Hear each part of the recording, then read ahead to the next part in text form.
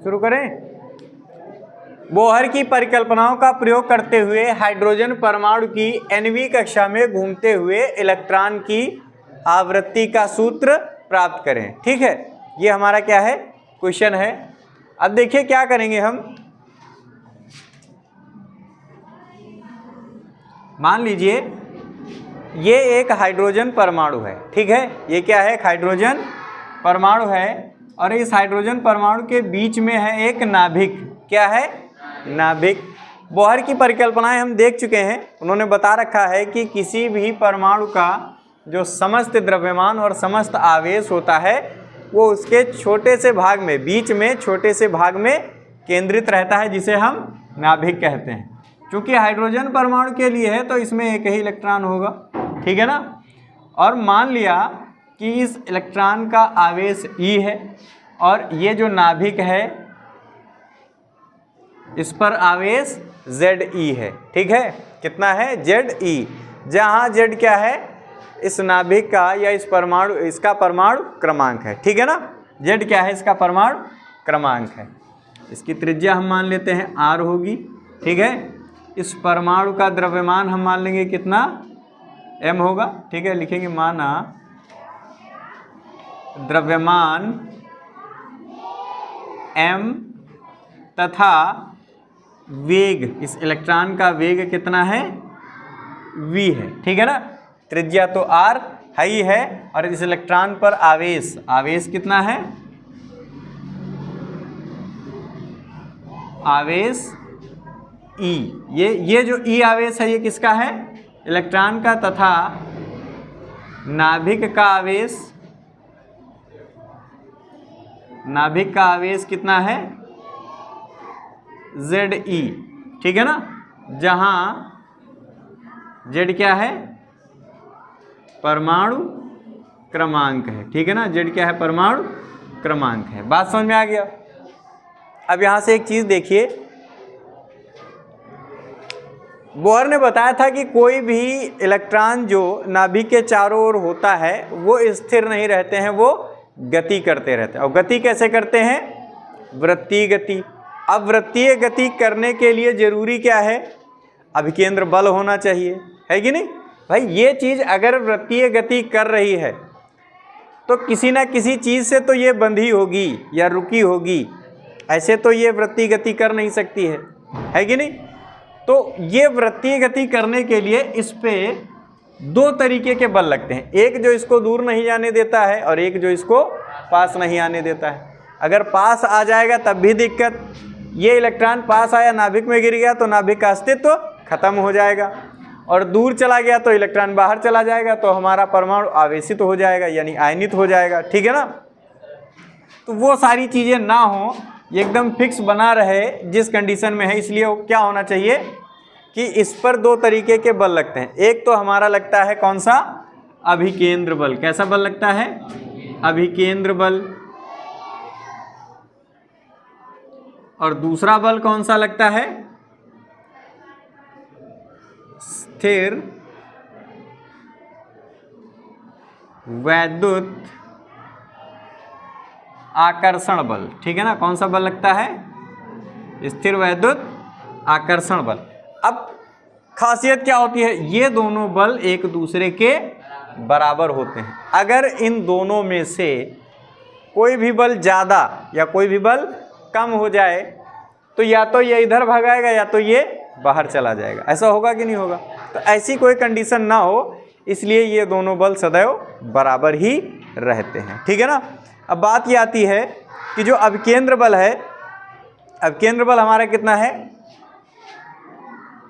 mv²/r is equal to स्थिर वैद्युत आकर्षण बल।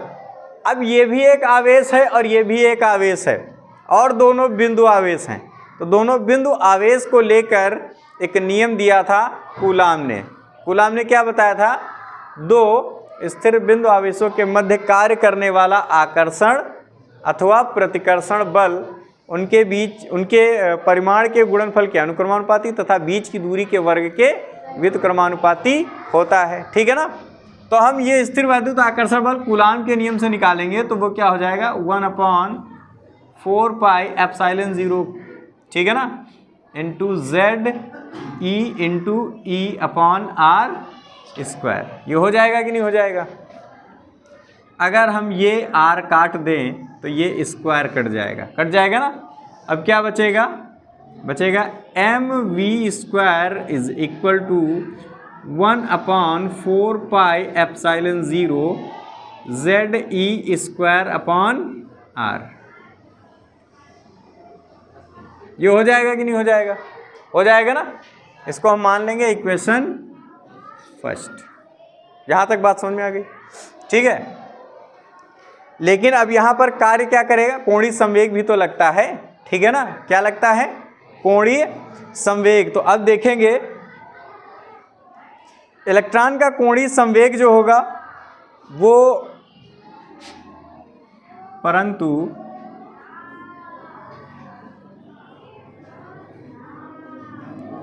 इलेक्ट्रॉन का कोणीय संवेग तो क्या होगा? एम वी आर, ठीक है ना। क्या होगा? M V R. ये किसके बराबर होगा? एन एच अपॉन 2 पाई के, ठीक है ना। किसके बराबर होगा? एन एच अपॉन 2 पाई के।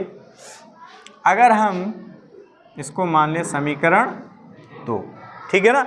अब क्या करेंगे? समीकरण 2 का वर्ग कर दें और समीकरण 1 से कर दें भाग, ठीक है। बात समझ में आ गई कि नहीं आ गई? तो लिखेंगे। अब यहां पर देखिए, इसमें जो कुछ चीजें दी गई हैं उनको हम सबसे पहले समझ लें। n क्या है? n है क्वांटम संख्या या कक्षा की संख्या, ठीक है ना। h क्या है? प्लांक नियतांक है। और एम वी आर के लिए हम पहले से बता चुके हैं कि ये सारी चीजें क्या हैं, ठीक है ना। अब देखते हैं। अब लिखेंगे कि समीकरण 2 का वर्ग करके, समीकरण 2 का वर्ग करके समीकरण 1 से भाग करने पर, समीकरण 2 हमारा यही तो है कि नहीं। इसका हम क्या कर दें? वर्ग। तो जब वर्ग करेंगे तो क्या हो जाएगा? m है, m का हो जाएगा m स्क्वायर, v है, v का हो जाएगा v स्क्वायर, r है, r का हो जाएगा r स्क्वायर। हो जाएगा ना। m square v square r square is equal to, इसका भी तो वर्ग करेंगे तो क्या हो जाएगा? n square h square upon 2 का वर्ग करेंगे तो 4 और पाई का वर्ग करेंगे तो पाई स्क्वायर हो जाएगा, ठीक है। क्या इसमें कुछ कटने वाला है? अभी तो कुछ कट नहीं रहा है।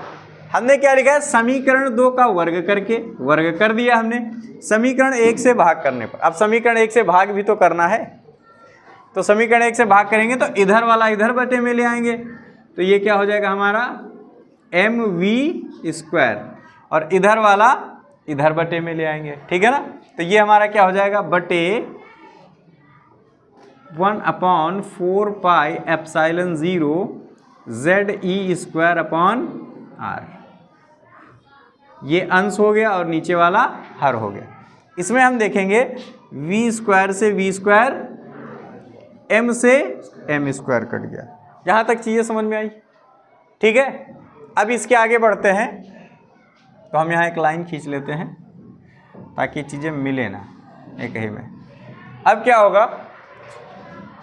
यहाँ m और m स्क्वायर था तो यहाँ बचा m, क्या बचा? m, और क्या बचा? r स्क्वायर बचा। नीचे कुछ बचा है? छोड़ो, जब कुछ बचा नहीं, इज इक्वल टू, अब देखो क्या होगा?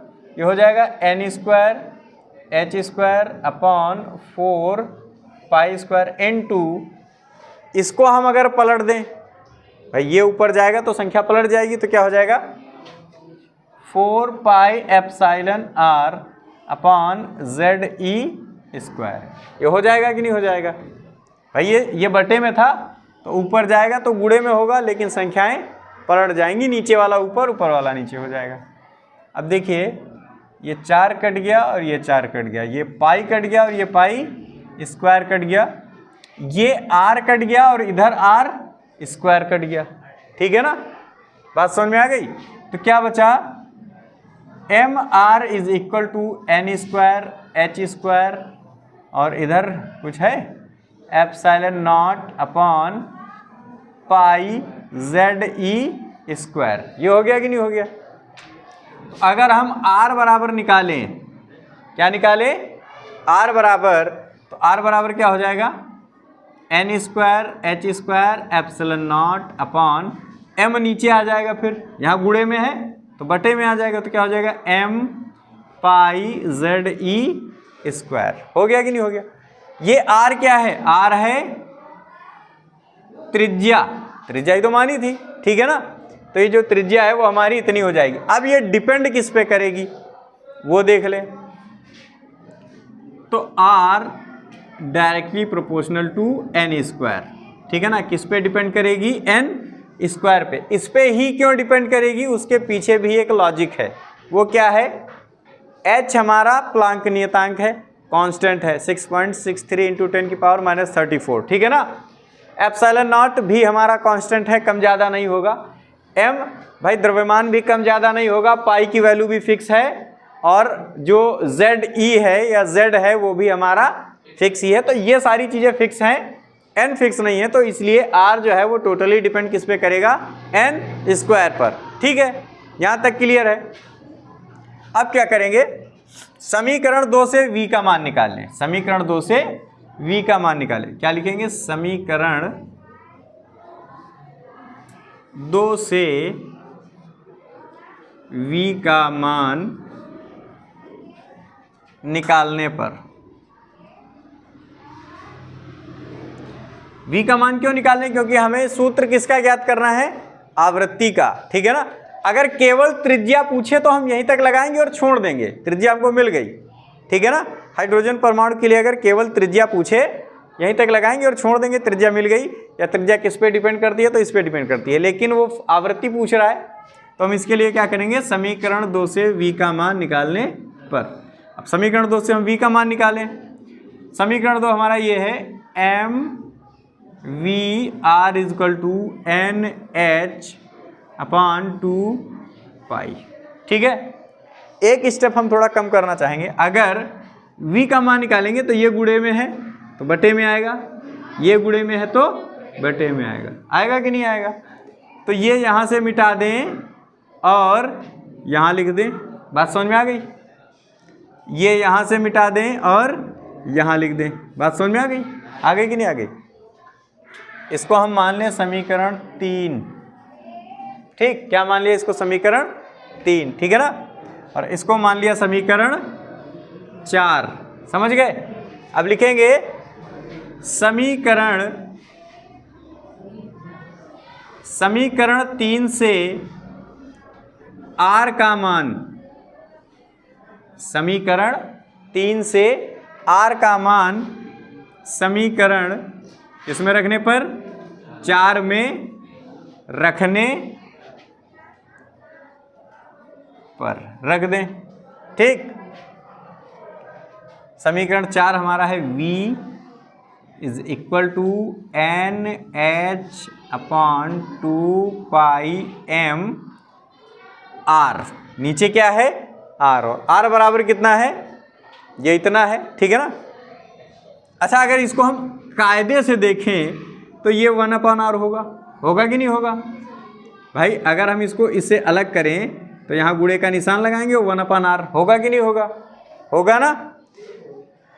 तो अगर हम 1/r की वैल्यू रखना चाहें, ये तो r की वैल्यू है कि नहीं, 1/r की वैल्यू रखना चाहें तो इसको पलटना पड़ेगा, नीचे वाला ऊपर, ऊपर वाला नीचे, हो जाएगा ना। समझ में आ रही बात कि नहीं आ रही, हो जाएगा ना भाई। अगर r बराबर 5/6 है तो 1/r बराबर 6/5 हो जाएगा कि नहीं हो जाएगा। जैसे इसको पलट दिया वैसे इसको पलट देंगे, तो वही r बराबर इतना है तो 1/r बराबर क्या करेंगे, इसको पलट के वैल्यू लिख देंगे। तो यहाँ पर हमने क्या किया, गुणे, इसको पलट देंगे तो क्या हो जाएगा, m pi Z E square upon n square H square epsilon naught, ये हो जाएगा ना m pi Z E square upon N square H square epsilon naught. ठीक, बात समझ में आ गई। अब यहां पर क्या हो जाएगा, देखिए जो कट रहा है वो काट देंगे। क्या कटा, पाई और पाई, एन स्क्वायर से एन, एम से एम, और कुछ कट रहा है, एचओ काट दी, ये एच से एच स्क्वायर कट गया। ठीक है, अब क्या बचा, v इज इक्वल टू ऊपर क्या बचा, जेड ई स्क्वायर, क्या बचा जेड ई स्क्वायर अपॉन नीचे क्या बचा 2 N H epsilon naught, 2 N H epsilon naught. ये हमारा क्या हो गया, v की वैल्यू हो गई। ठीक है ना, किसकी वैल्यू हो गई, v की। बात समझ में आई। अब इसके बाद क्या होगा, हमको निकालना क्या है, आवृत्ति। तो आवृत्ति के लिए हमको पता होना चाहिए आवर्तकाल। ठीक है ना, आवर्तकाल t इज इक्वल टू क्या होता है, इसके बाद लिखेंगे आवर्तकाल t is equal to 2 pi R upon v, यही तो होगा 2 pi R upon v।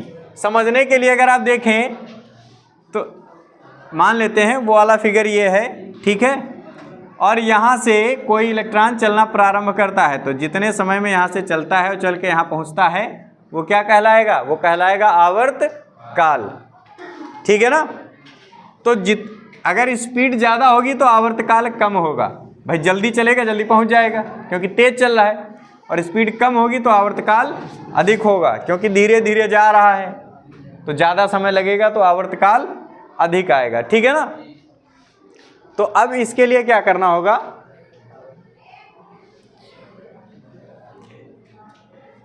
F is equal to क्या होता है, F इज इक्वल टू होता है 1 upon T. F is equal to क्या होता है, 1 अपॉन टी। तो F इज इक्वल टू